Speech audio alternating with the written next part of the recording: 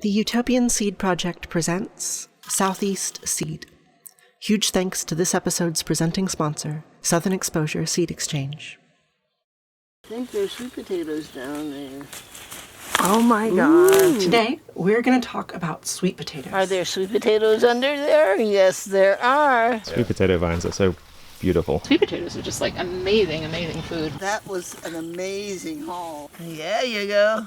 That's my babies. Sweet potatoes grow especially well in the hot, humid climates of the Southeast, and they've been a staple crop of Southern families for generations. It's 4 generations living on this farm right now. My mom lives in that trailer, she's 93.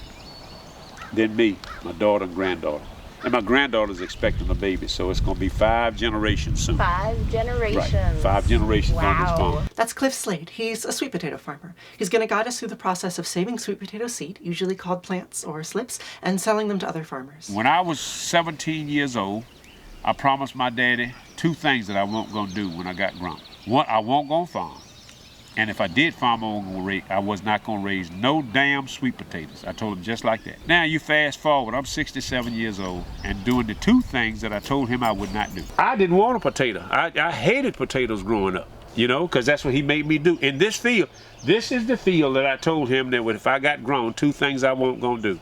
And look at me. And you built a greenhouse and now filled it with sweet potatoes. Correct. Yeah. To grow sweet potato slips as bedding stock to grow out for yourself or to sell to other farmers, the first step in early spring is to plant whole sweet potatoes, as if they were seeds. If you have a sweet potato that you buy from the grocery store that you like, and you wanted to grow some more of them, you can take those sweet potatoes and bed your own plants. Lay a bunch of sweet potatoes on their sides, not touching. You lay the sweet potato down just like it's a brick in the sidewalk. Kind of tuck them in a little.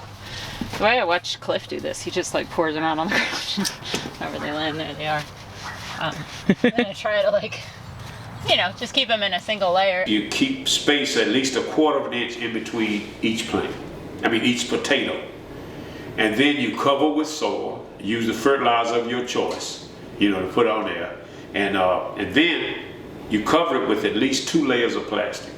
After about week 3, we start checking. We just lift the plastic up a little bit, look up under there, and if we see little plants coming up about 1/2 inch to 1 inch tall. There's a bunch of different ways to grow out your own sweet potato slips. If you don't have bed space in a greenhouse for full rows of sweet potatoes, it's also possible to grow them in trays in a germination chamber or even on a windowsill, as long as it's warm. There's a lot of different ways to produce your own sweet potato slips, and we have done a variety of ways over the years. I have grown my own slips. We saved roots from the previous year, held them in dry storage, and then put them in a greenhouse and with bottom heat in trays with damp potting mix, and grew out slips, and it worked really well. It's labor intensive, and you had to make sure you kept them warm enough to generate slips in time to plant, but that wasn't too much trouble. Sweet potatoes are just so hardy, so there's so many ways to do it. We bedded these down in this crate. There's potting soil. We just laid a little bit in the bottom of the tray and put the sweet potatoes on top. If you look in here, you can see these are sprouted sweet potatoes that I put in a warm place to pre-sprout in early March. For about 2 weeks until they started sprouting, basically. We put this in our germination chamber. Anywhere that's warm, 75, 80 degrees would be ideal. They're large enough now that we can harvest them. These are ones that I harvested about a week and a half ago maybe. And they've just been sitting in this jar of water. And you can see those roots coming off of the nodes. Those are new roots that have been made. When I put them in the water, they didn't look like that. They just looked like bare. We have basically slips here that we could cut and put straight in the ground. So once the slips have grown out from their sweet potatoes, those new stems and leaves and primordial roots can be removed from their mother plant to be planted elsewhere. So when you're harvesting, you look for, we go for about I don't know, what is that, 6 inches or so, and at least 2 nodes, usually more, which the node is where the leaves come off of the stem. And I harvested by accident. Look at that, but look at that beautiful root. It'll be okay. It's a little on the short side, but that's okay. Some people cut. I prefer to pull. When you pull, you get some roots on there. If you cut, maybe you get a little more regrowth. I know some people prefer that, but you can do either way. But pulling gives you better quality because you get the roots, but then you have a little more disease transfer on the roots. I guess that's the trade-off. When we're harvesting the sweet potatoes, we're cutting them above soil line so that we're not transferring any potential disease from the mother root. But it's 2 reasons for cutting. The first one is because I can make more plants, okay? If I cut, because they come right back just like a lawn. And that's cutting as opposed to plucking. Pull, right. And when you pull, it takes a whole lot longer for that bed to regenerate.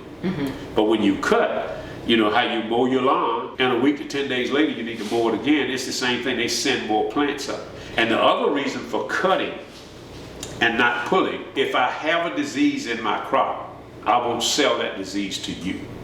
If I pull the root and I had scurf or something like that, which you all know what scurf is. Scurf is a, kind of an infection that they get. It doesn't make them taste bad or anything, but it makes it outside look not good. We don't want to use this. This is really a mess. It's totally covered with scarf. We can't even tell what it is. It makes the skin turn like that. The scurf is at black spots that will get on the sweet potato when you harvest. On the root itself? On the root itself, and it's unsightly, and you're not gonna sell it. See, because in the produce business, pretty sells. I'm not letting you take a video of me trying to grow some scarfy potatoes. So we have to have a beautiful blemish-free sweet potato, and we do that by cutting the plants or slips instead of pulling. There are many diverse techniques for propagating sweet potatoes, and how you choose to grow out your slips, or whether you cut them or you pull them, will depend on your growing conditions and the market that you're selling for.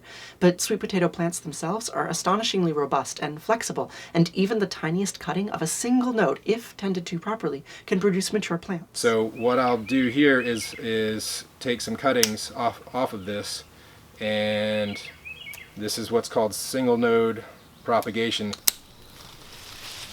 A node is where the leaf stem meets the vine. There's a little bump there that will produce roots on either side of the node. Right in the little crook, there is, this one has it more pronounced, there is a growth point, because I'm going to take this and I don't really need these leaves. All I need is the growth point, which is right down in there. As I'm cutting, I want to make sure that I don't cut off the growth point, so sometimes it extends up there, and that's about as short as I would want to go. Each one of those can become an individual plant. It just needs to be warm and moist and it will root. So I've got a little stick down below, I've got my node with root capability and leaf capability. I'll take that, I'm going to put it in at a little bit of an angle, and then I stick it in. After a few weeks, they will look something like this. So they have rooted, and then the growth points have continued to grow and put on new leaf. What we would do next is plant this in the bed in the greenhouse here at very close spacing, because we're just looking for vegetative growth, not root growth. At very close spacing, they'll stay there for about a month and then start to run. By the end of May, we have lots of vines, and we have more than enough cuttings off of that we can put in the ground out in the field. Single node propagation does introduce some extra labor because you have to handle the slips an additional time, but it conserves space in the greenhouse, and it reduces the number of sweet potatoes you need to start your stock in the spring. And so we've got our bed here.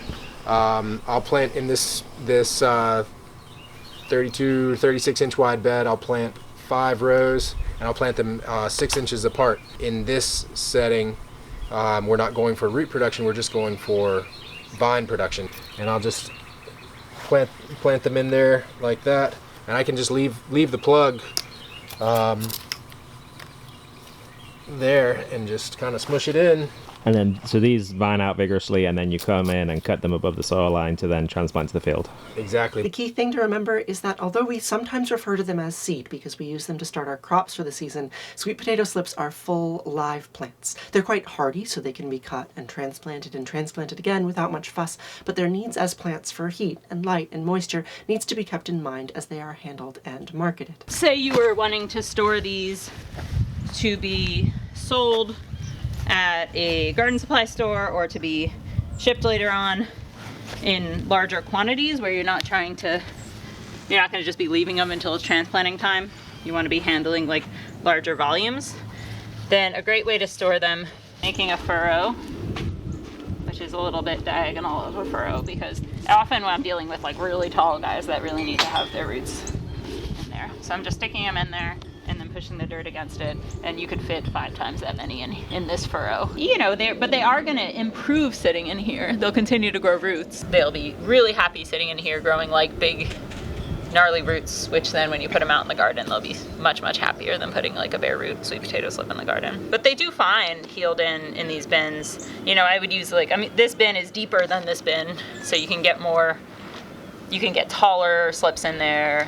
These will just sit here and continue to grow roots, and if this is a great way to even like store them at like a garden supply if you're wanting to sell volume slips, they'll be happy sitting there all week. Sweet potato slips grow so prolifically that it can often make sense for farmers to sell excess to other growers in the area. And the slips are hardy enough that as long as they're treated properly, they can be packaged and shipped in the mail. So what are y'all Now- doing in here? We're bundling, getting ready to ship. And that's the variety. Oh, Diane. Dang, I thought it And was then Diane. here Yeah. you are with Virginia Red. Get a little handful. We want it to be a little bit damp, but not too wet. Crack it up. And put a rubber band around it, and then you're good to go. Stick it in a box. Stick it in a box. Ship it across the country. Send it in the mail. It will get there and they'll look kind of droopy, and people will say, oh no, what about these sweet potatoes? And you say, it's fine, just plant them, it'll be great. You can stick them in water and let them perk up a little bit. You can, when they arrive in the mail. Minimum price on slips is 30 cents a piece. That's the least we'll sell it for. For the most part, you can have 1,000 plants per box, per bushel. But we don't sell all of that. But I mean, that's the potential yield that you can get. So a bushel of sweet potatoes could bring me $300 at 30 cents a piece, because that's 1,000 plants.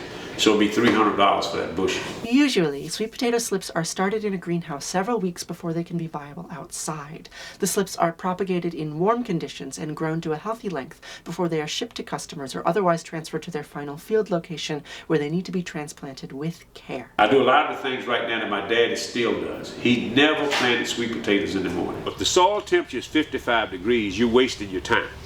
It's like my daddy used to tell me when we were planting sweet potatoes here.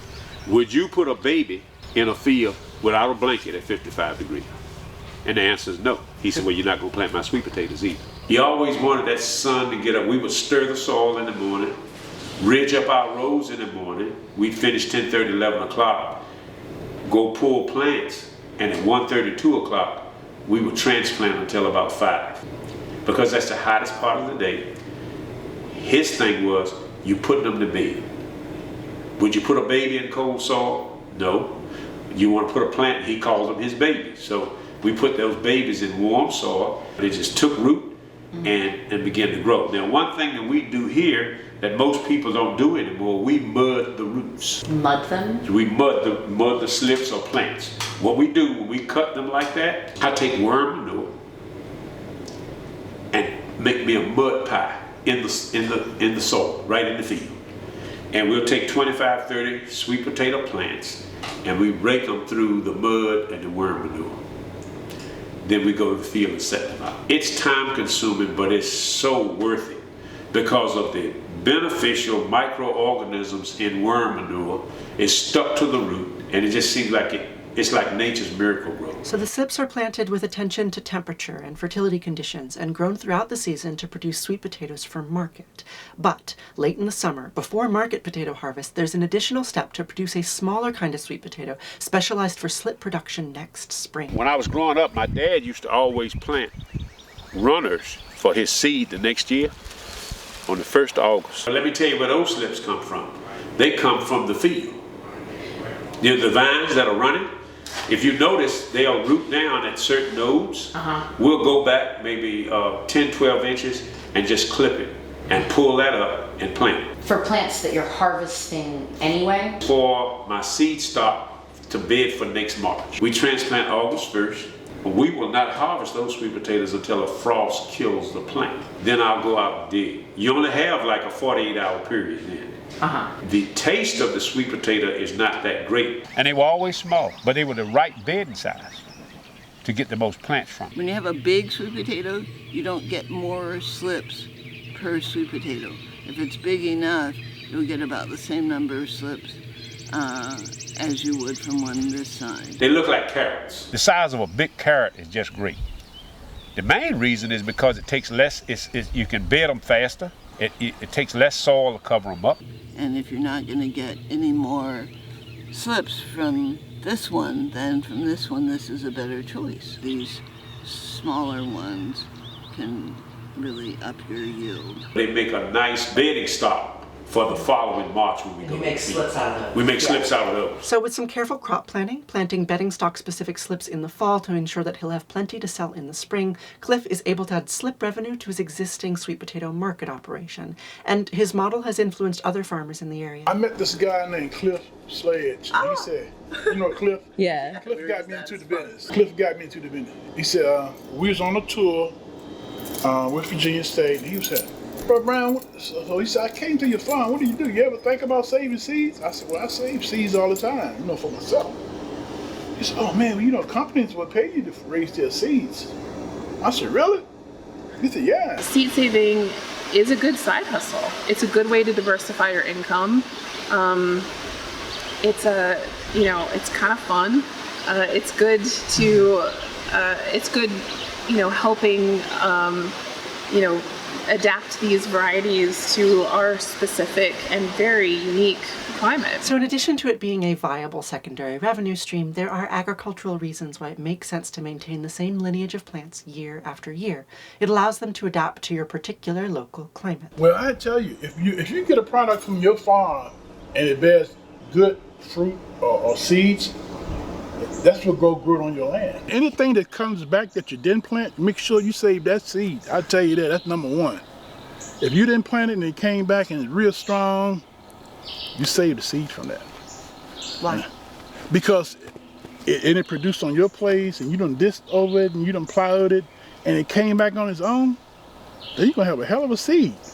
They're gonna produce a hell of a seed if it took all that beating for what you did, The plants that sort of like make it in your garden to the point of producing seed, they become adapted to your local conditions. Often, when people think about seed saving and regional adaptation, they think about sexually produced seeds and breeders selecting for traits using cross-pollination.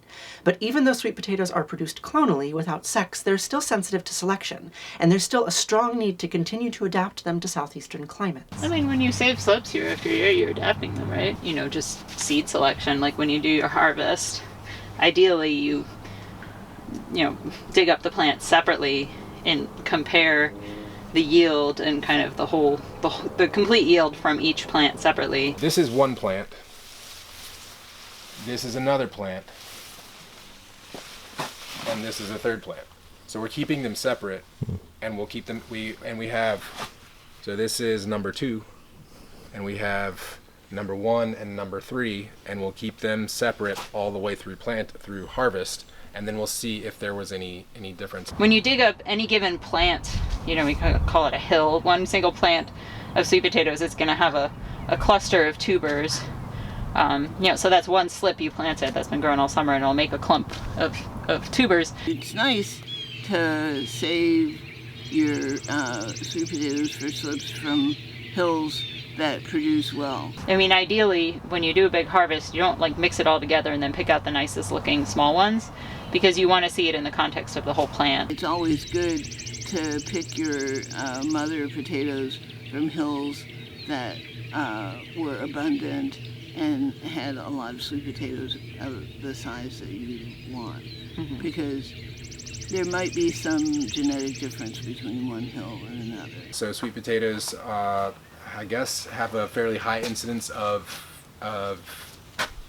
just natural genetic mutation. I mean, it will adapt for your region and your soils, because you're looking for, even though it is a clonal reproduction, there's still some mutating that happens, with every generation to some extent. Because you've got this random collection of genetics, so you're pulling out the better ones, so you're not kind of degrading over the years. Evolution continues to happen, it's just more slowly, because you're not mixing up the genes every time. You're looking for, what do you want?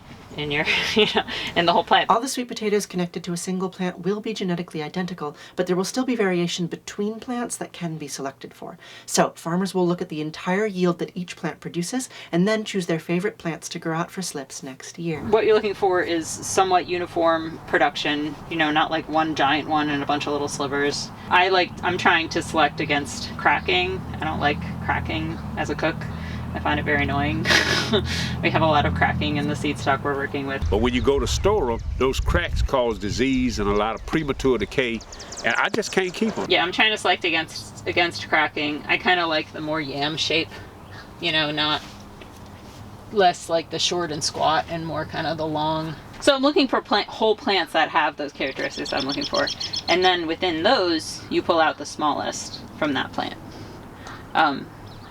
Because those are the most convenient to work with when you're sprouting. I like to think that every time I select my sweet potato seed, it gets a little better. I think that's true. If you can't get something that performs well in your region, then you might have to breed it yourself. And that's fun. But I mean, it's super important work and somebody should be doing it. Not even an active breeding of crossing, but just maintaining what's already out there.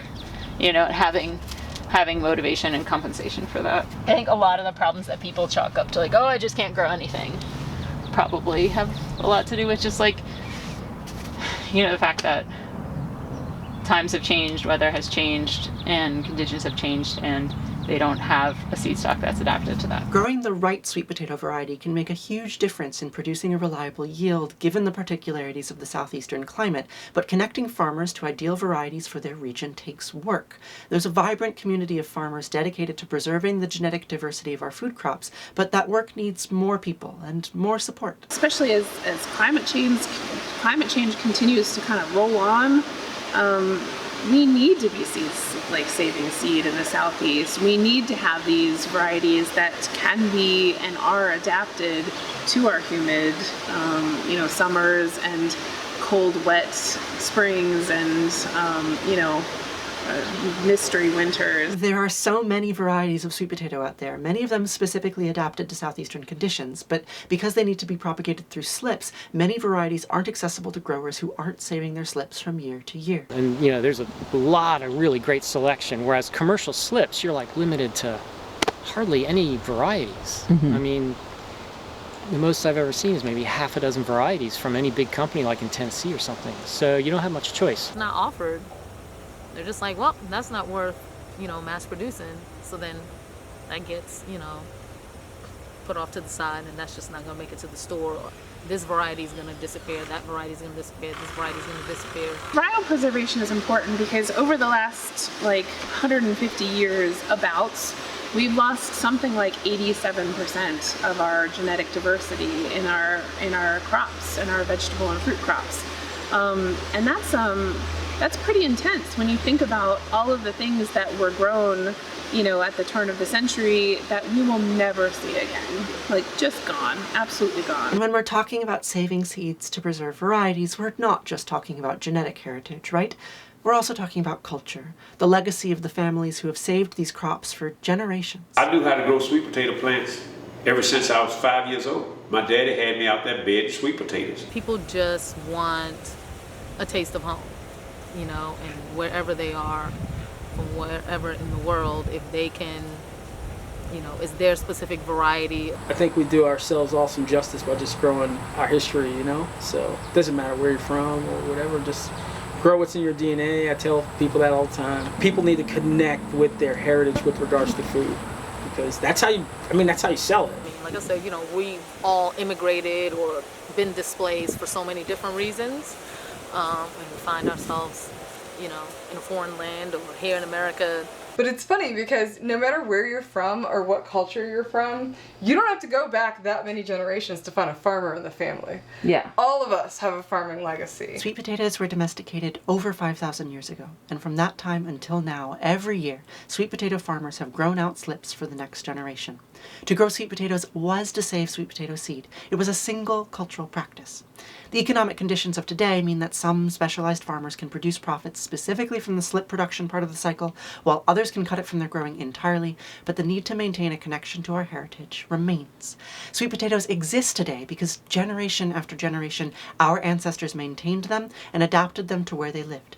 You too will be someone's ancestor one day. If you want them to enjoy the same sweet potatoes that you do, someone will need to save them. Big thanks to our video series sponsors, and thanks to our media sponsors. This project was funded by Southern SARE.